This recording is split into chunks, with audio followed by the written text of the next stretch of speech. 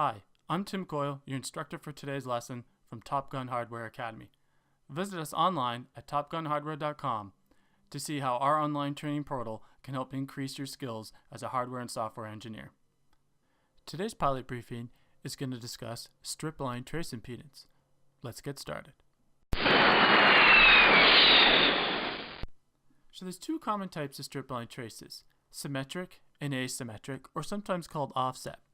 So with a strip-line trace, the difference between this and a microstrip trace is that the strip-line trace is embedded between two pieces of dielectric. So what you can see here is you have your copper trace, and then you have a dielectric constant, a laminate material next to a reference plane. And then it's mirrored on the top of that, so there's another dielectric material and a reference plane there. So really, this single conductor is centered between two reference planes. And that's really the big difference between a strip line and a microstrip trace. So remember, a microstrip trace runs on the outside of the board, so on the top and bottom layers, and the strip line is going to run in the middle of the board. So you won't find a strip line trace, for example, in a 2-layer board. You need to go to for example, a 6-layer board where there's an inner layer that can run, a signal that is between two reference planes. And so what you can see on the right here is an impedance equation used to calculate the impedance of a strip-line trace. And again, these impedance equations are valid only under certain conditions based on the PCB trace geometry, and you should always use a field solver to calculate the final impedance of your stack-up design.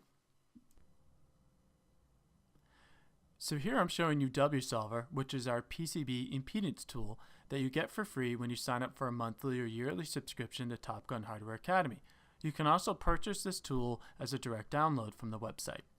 So I'm showing you the strip line tab, and this is showing you the geometry of the strip line and the different parameters you can use to change the impedance that's calculated at the bottom. So for example, we can change the trace width from 4 to 5 mils and see how the impedance changes. Now, these parameters are used in the impedance equation that was shown earlier in this video.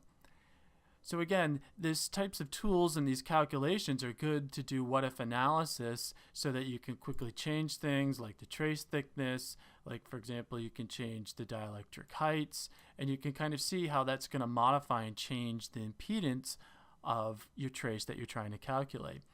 Now, we can go up here to the parameter sweep and we can see how some of these variables impact impedance as well.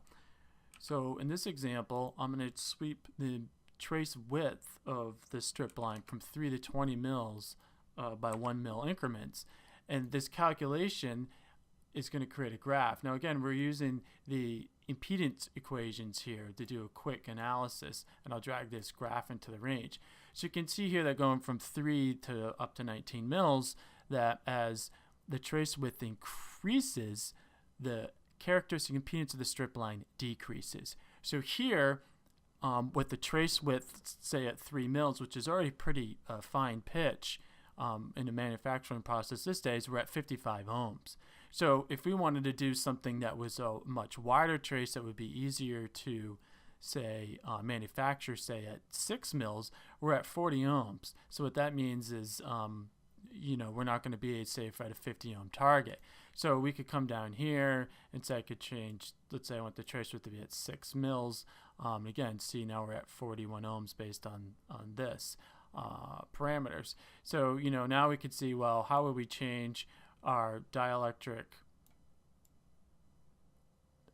thickness here of H1 and H2 to get to be 50 or 60 ohms, and you could see that you need to increase the thickness of this here to reach the value that you want. And again, we could also sweep this, so we could do H1, which would be the top part of the dielectric thickness, again using the impedance equations, and we come here and see that with the dielectric height, as you increase the dielectric height, your impedance goes up.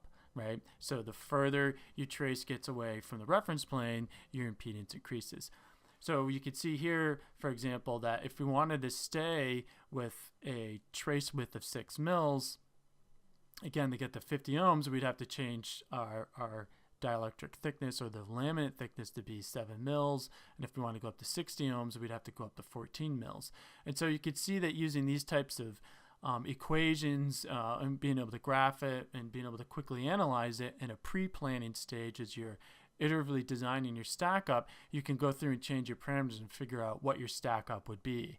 And then, WSolver also has a link to an open source field solver called TNT so that you can use to generate and run this actual full stack up and get a final calculated PCB impedance. So if we go and load this result, which would be a strip line, you can see that in this example, we calculated to be about 52.5 ohms, but the field solver says it's 51.7. So it's going to be a couple ohms off, maybe more depending on how close the parameters you're using are to the actual formula that it was derived from. But again, you should always use a field solver at the end of the day to calculate your final trace impedance before you send your stack up to be fab, just to make sure that the values are accurate and your stack up's going to have the target impedance that you want.